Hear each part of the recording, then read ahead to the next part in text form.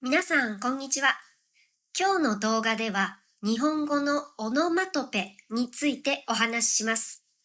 オノマトペとは、音や感覚、感情などを言葉で表現する特別な表現方法で、日本語ではよく使われています。抽象的な表現なので、理解しにくいこともあるかもしれませんが、この動画を通じて楽しく学びましょう。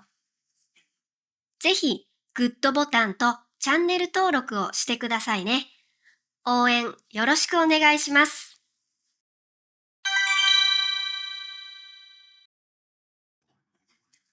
オノマトペは日本語特有の言葉で音や感覚を視覚的、聴覚的に表現することです。オノマトペを使うことで話す内容をより具体的に伝えることができます。日本語学習者にとっては日本特有の文化や感覚を理解する上で非常に重要な要素です。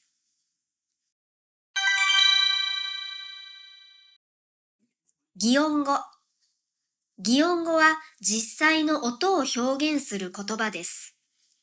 例えば、バタン、ドアが閉まる音、ドキドキ、心臓が高鳴る音などがあります。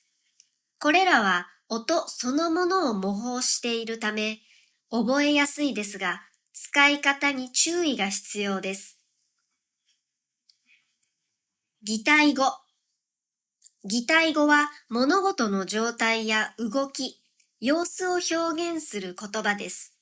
ふわふわ、柔らかく軽い様子、ピカピカ、光沢があり輝いている様子などがその例です。これらは具体的な音ではなく、感覚や視覚に基づいています。擬声語。擬声語は動物や人間の声を真似た言葉です。にゃー、猫の鳴き声やゲラゲラ、大笑いの声がその例です。これらはコミカルな場面でよく使われ、会話に楽しい雰囲気を加えることができます。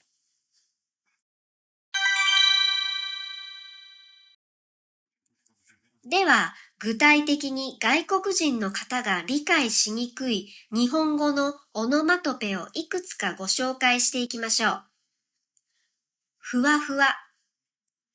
ふわふわは柔らかくて軽いものや浮遊しているような状態を表します。例えば、ふわふわな雲の上を歩いている気分だというと、非常に心地よい夢見心地な状態を表現しています。また、綿あめはふわふわしているねは、綿あめが柔らかくて軽い感じを表します。ギリギリ。ギリギリは、ある限界や境界の直前を示す言葉です。時間や数量、状況に対して使われることが多いです。ギリギリで試験に合格したという文では、合格ラインのすぐ近くで合格したことを意味します。彼は学校にギリギリ間に合ったは遅刻する寸前だったことを示しています。キラキラ。キラキラは光が輝く様子を表現します。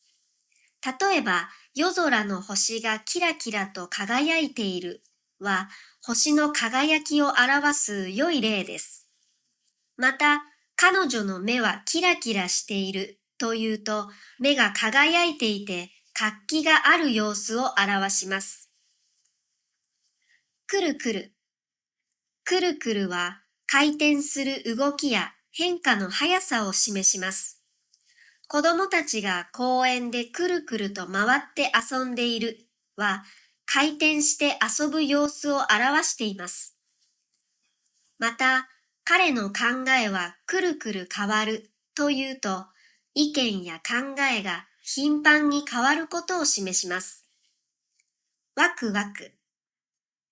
ワクワクは、楽しみや期待感で心が弾む状態を表します。明日のパーティーが楽しみでワクワクしているというと、パーティーに対する期待感を示しています。新しい仕事を始めるのがワクワクするは、新しい挑戦に対する興奮を表現しています。ぜひ、グッドボタンとチャンネル登録をしてくださいね。応援よろしくお願いします。その他のオノマトペも例文とともにいくつか見ていきましょう。ざわざわ、不安や緊張感、または多くの人々がいる場所の騒がしい感じを表します。試験の前で教室がざわざわしている。じっとり、湿ったり汗ばんだりしている状態を表します。蒸し暑い日で体がじっとり汗ばむ。パクパク、食べ物を美味しそうに次々と食べる様子を表します。彼はお寿司をパクパク食べている。ぴょんぴょん、小さなジャンプを繰り返す様子を表します。うさぎがぴょんぴょん跳ねている。ポカポカ、暖かくて心地よい感じを表します。春の日差しで公園がポカポカと暖かい。しっとり、湿り気があって落ち着いた感じを表します。朝露で庭の花がしっとりと濡れている。ガラガラ、大きな音を立てて物が動いたり、または空いている様子を表します。朝早い電車はまだガラガラだ。ドキドキ、興奮や緊張感で心臓が早く鼓動する様子を表します。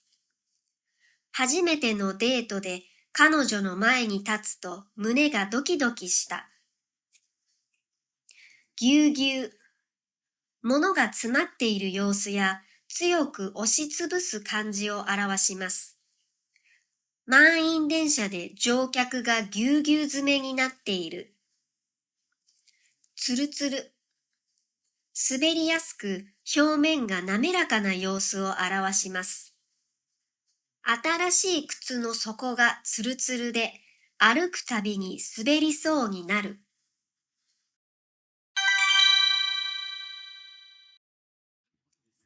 オノマトペを覚えるには実際に使ってみることが一番です。日常生活の中で聞いたり見たりしたオノマトペを意識的にメモしておきましょう。また、オノマトペを使ったクイズやゲームを楽しむのも効果的です。例えば、今日はどんなオノマトペを使ったかという日記を書いたり、友達とオノマトペしりとりをするなど、楽しく学ぶ工夫をしてみましょう。今日は日本語のオノマトペについて学びました。オノマトペは言葉だけでなく、日本文化の一部でもあります。日常会話を豊かにし、表現力を高めるために、ぜひ積極的に使ってみてください。日本語の理解が深まるとともに、より自然なコミュニケーションができるようになります。皆さんも日常生活でオノマトペを探して楽しく学んでいきましょう。ぜひ、グッドボタンとチャンネル登録をしてくださいね。応援よろしくお願いします。皆さん、こんにちは。今日の動画では、日本語のオノマトペについてお話しします。オノマトペとは、音や感覚、感情などを言葉で表現する特別な表現方法で、日本語ではよく使われています。抽象的な表現なので、理解しにくいこともあるかもしれませんが、この動画を通じて楽しく学びましょう。ぜひ、グッドボタンとチャンネル登録をしてくださいね。応援よろしくお願いします。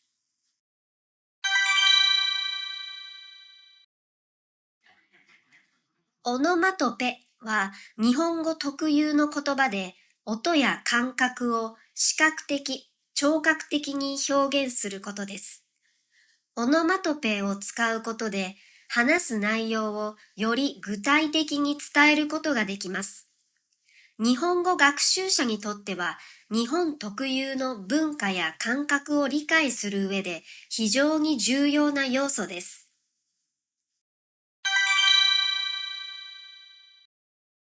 擬音語。擬音語は実際の音を表現する言葉です。例えば、バタン、ドアが閉まる音、ドキドキ、心臓が高鳴る音などがあります。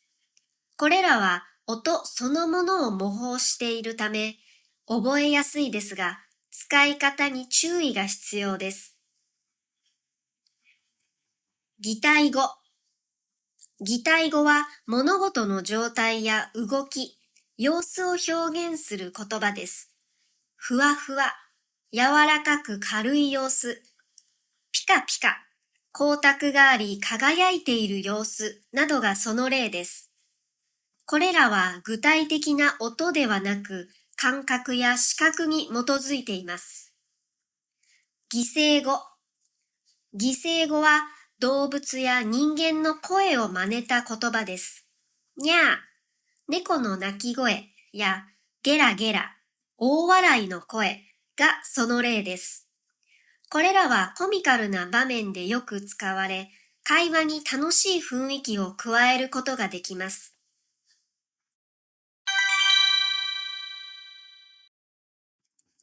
では、具体的に外国人の方が理解しにくい日本語のオノマトペをいくつかご紹介していきましょう。ふわふわ。ふわふわは柔らかくて軽いものや浮遊しているような状態を表します。例えば、ふわふわな雲の上を歩いている気分だというと、非常に心地よい夢見心地な状態を表現しています。また、綿あめはふわふわしているねは、綿あめが柔らかくて軽い感じを表します。ギリギリ。ギリギリは、ある限界や境界の直前を示す言葉です。時間や数量、状況に対して使われることが多いです。ギリギリで試験に合格したという文では、合格ラインのすぐ近くで合格したことを意味します。彼は学校にギリギリ間に合ったは、遅刻する寸前だったことを示しています。キラキラ。キラキラは光が輝く様子を表現します。例えば、夜空の星がキラキラと輝いているは、星の輝きを表す良い例です。また、彼女の目はキラキラしているというと、目が輝いていて活気がある様子を表します。くるくる。くるくるは回転する動きや変化の速さを示します。子供たちが公園でくるくると回って遊んでいるは、回転して遊ぶ様子を表しています。また、彼の考えはくるくる変わるというと、意見や考えが頻繁に変わることを示します。ワクワク。ワクワクは、楽しみや期待感で心が弾む状態を表します。明日のパーティーが楽しみでワクワクしているというと、パーティーに対する期待感を示しています。新しい仕事を始めるのがワクワクするは、新しい挑戦に対する興奮を表現しています。ぜひ、グッドボタンとチャンネル登録をしてくださいね。応援よろしくお願いします。その他のオノマトペも例文とともにいくつか見ていきましょう。ざわざわ。不安や緊張感、または多くの人々がいる場所の騒がしい感じを表します。試験の前で教室がざわざわしているじっとり、湿ったり汗ばんだりしている状態を表します。蒸し暑い日で体がじっとり汗ばむ。パクパク。食べ物を美味しそうに次々と食べる様子を表します。彼はお寿司をパクパク食べている。ぴょんぴょん。小さなジャンプを繰り返す様子を表します。うさぎがぴょんぴょん跳ねている。ぽかぽか。暖かくて心地よい感じを表します。春の日差しで公園がぽかぽかと暖かい。しっとり。湿り気があって落ち着いた感じを表します。朝露で庭の花がしっとりと濡れている。ガラガラ。大きな音を立てて物が動いたり、または空いている様子を表します。朝早い電車はまだガラガラだ。ドキドキ。興奮や緊張感で心臓が早く鼓動する様子を表します。初めてのデートで彼女の前に立つと胸がドキドキした。ぎゅうぎゅう。物が詰まっている様子や強く押しつぶす感じを表します。満員電車で乗客がぎゅうぎゅう詰めになっている。つるつる。滑りやすく表面が滑らかな様子を表します。新しい靴の底がつるつるで歩くたびに滑りそうになる。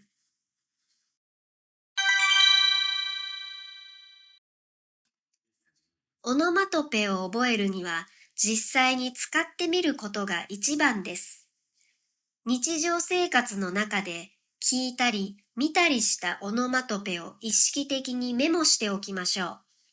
また、オノマトペを使ったクイズやゲームを楽しむのも効果的です。例えば、今日はどんなオノマトペを使ったかという日記を書いたり、友達とオノマトペしりとりをするなど、楽しく学ぶ工夫をしてみましょう。今日は日本語のオノマトペについて学びました。オノマトペは言葉だけでなく、日本文化の一部でもあります。日常会話を豊かにし、表現力を高めるために、ぜひ積極的に使ってみてください。日本語の理解が深まるとともに、より自然なコミュニケーションができるようになります。皆さんも日常生活でオノマトペを探して楽しく学んでいきましょう。ぜひ、グッドボタンとチャンネル登録をしてくださいね。応援よろしくお願いします。皆さん、こんにちは。今日の動画では、日本語のオノマトペについてお話しします。オノマトペとは、音や感覚、感情などを言葉で表現する特別な表現方法で、日本語ではよく使われています。抽象的な表現なので、理解しにくいこともあるかもしれませんが、この動画を通じて楽しく学びましょう。ぜひ、グッドボタンとチャンネル登録をしてくださいね。応援よろしくお願いします。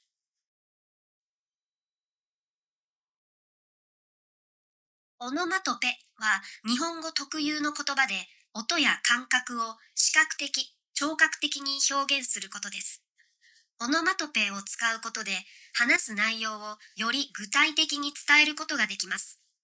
日本語学習者にとっては、日本特有の文化や感覚を理解する上で非常に重要な要素です。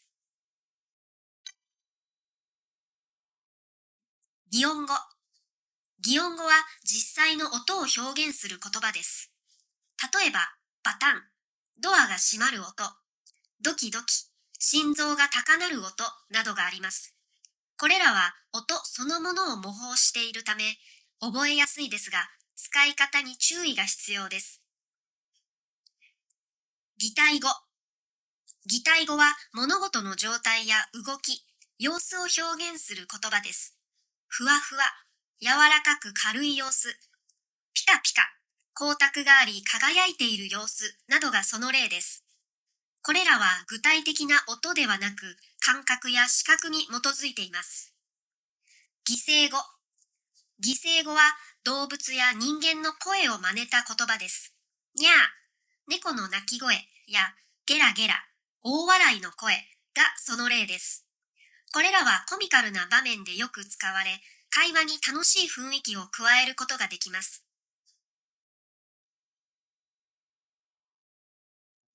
では、具体的に外国人の方が理解しにくい日本語のオノマトペをいくつかご紹介していきましょう。ふわふわ。ふわふわは柔らかくて軽いものや浮遊しているような状態を表します。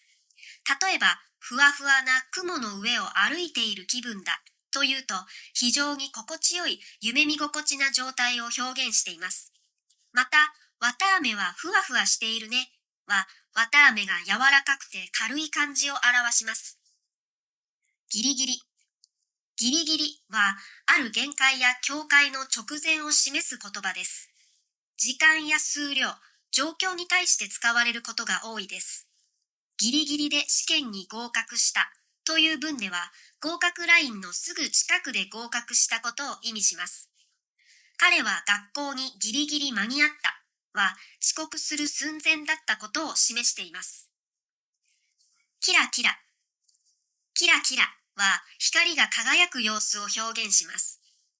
例えば、夜空の星がキラキラと輝いているは、星の輝きを表す良い例です。また、彼女の目はキラキラしているというと、目が輝いていて活気がある様子を表します。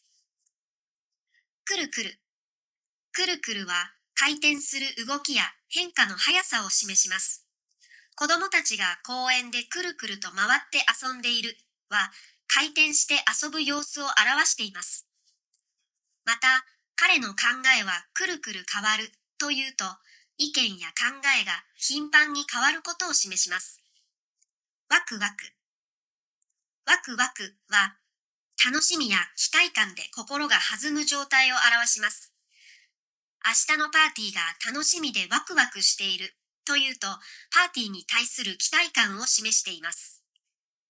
新しい仕事を始めるのがワクワクするは、新しい挑戦に対する興奮を表現しています。ぜひ、グッドボタンとチャンネル登録をしてくださいね。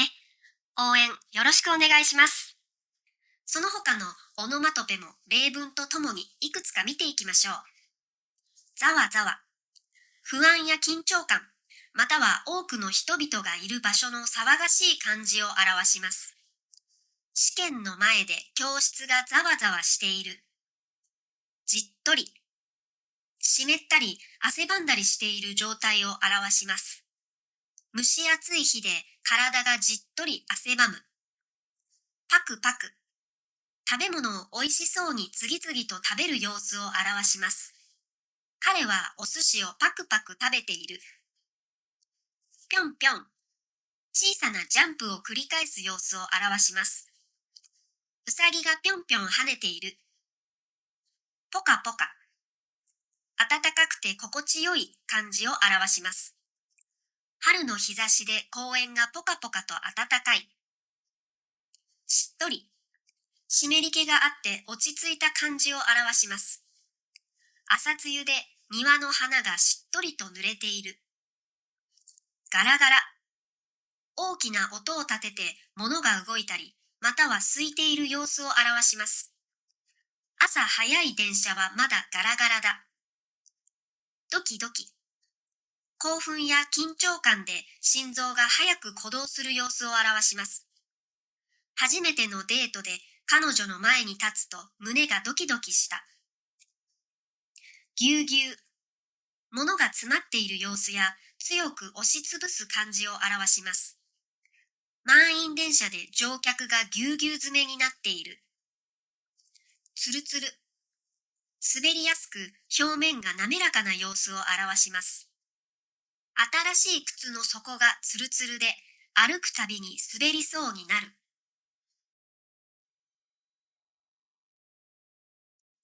オノマトペを覚えるには実際に使ってみることが一番です。日常生活の中で聞いたり見たりしたオノマトペを意識的にメモしておきましょう。また、オノマトペを使ったクイズやゲームを楽しむのも効果的です。例えば、今日はどんなオノマトペを使ったかという日記を書いたり、友達とオノマトペしりとりをするなど楽しく学ぶ工夫をしてみましょう。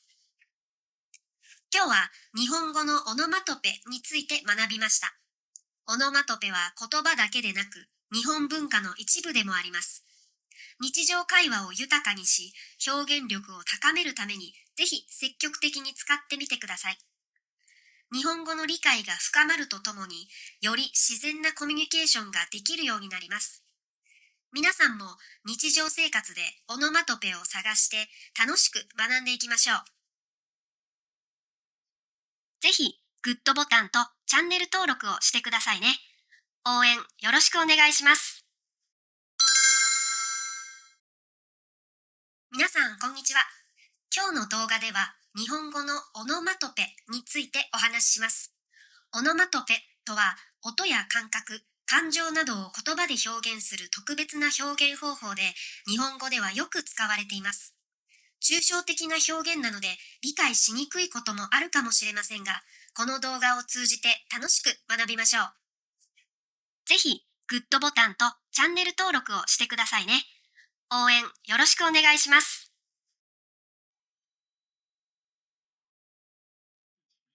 オノマトペは日本語特有の言葉で、音や感覚を視覚的、聴覚的に表現することです。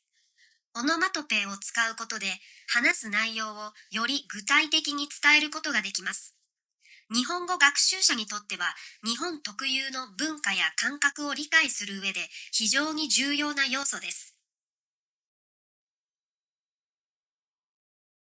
擬音語。擬音語は実際の音を表現する言葉です。例えば、バタン、ドアが閉まる音、ドキドキ、心臓が高鳴る音などがあります。これらは音そのものを模倣しているため、覚えやすいですが、使い方に注意が必要です。擬態語。擬態語は物事の状態や動き、様子を表現する言葉です。ふわふわ、柔らかく軽い様子、ピカピカ、光沢があり輝いている様子などがその例です。これらは具体的な音ではなく、感覚や視覚に基づいています。擬声語。擬声語は動物や人間の声を真似た言葉です。にゃー、猫の鳴き声やゲラゲラ、大笑いの声がその例です。これらはコミカルな場面でよく使われ、会話に楽しい雰囲気を加えることができます。では、具体的に外国人の方が理解しにくい日本語のオノマトペをいくつかご紹介していきましょう。ふわふわ。ふわふわは柔らかくて軽いものや浮遊しているような状態を表します。例えば、ふわふわな雲の上を歩いている気分だというと、非常に心地よい夢見心地な状態を表現しています。また、わたあめはふわふわしているねは、わたあめが柔らかくて軽い感じを表します。ギリギリ。ギリギリは、ある限界や境界の直前を示す言葉です。時間や数量、状況に対して使われることが多いです。ギリギリで試験に合格したという文では、合格ラインのすぐ近くで合格したことを意味します。彼は学校にギリギリ間に合ったは、遅刻する寸前だったことを示しています。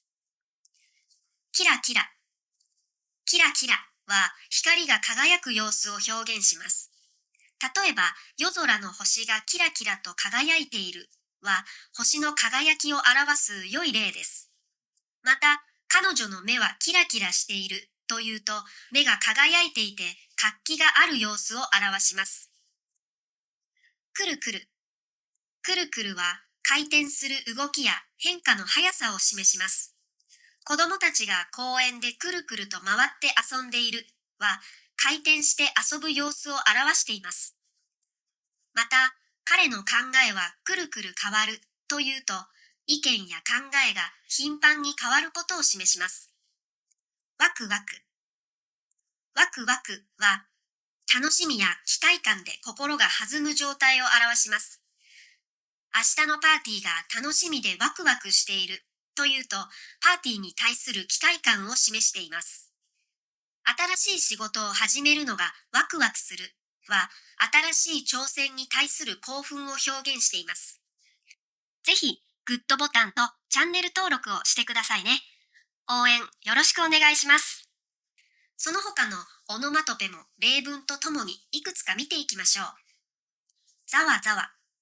不安や緊張感、または多くの人々がいる場所の騒がしい感じを表します。試験の前で教室がざわざわしている。じっとり。湿ったり汗ばんだりしている状態を表します。蒸し暑い日で体がじっとり汗ばむ。パクパク。食べ物を美味しそうに次々と食べる様子を表します。彼はお寿司をパクパク食べている。ぴょんぴょん。小さなジャンプを繰り返す様子を表します。うさぎがぴょんぴょん跳ねている。ポカポカ。暖かくて心地よい感じを表します。春の日差しで公園がポカポカと暖かい。しっとり。湿り気があって落ち着いた感じを表します。朝露で庭の花がしっとりと濡れている。ガラガラ。大きな音を立てて物が動いたり、または空いている様子を表します。朝早い電車はまだガラガラだ。ドキドキ。興奮や緊張感で心臓が早く鼓動する様子を表します。初めてのデートで彼女の前に立つと胸がドキドキした。ぎゅうぎゅう。物が詰まっている様子や強く押しつぶす感じを表します。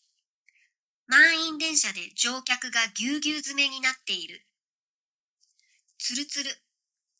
滑りやすく表面が滑らかな様子を表します。新しい靴の底がつるつるで歩くたびに滑りそうになる。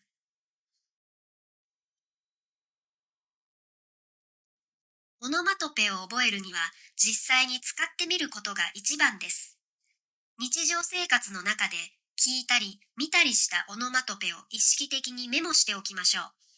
また、オノマトペを使ったクイズやゲームを楽しむのも効果的です。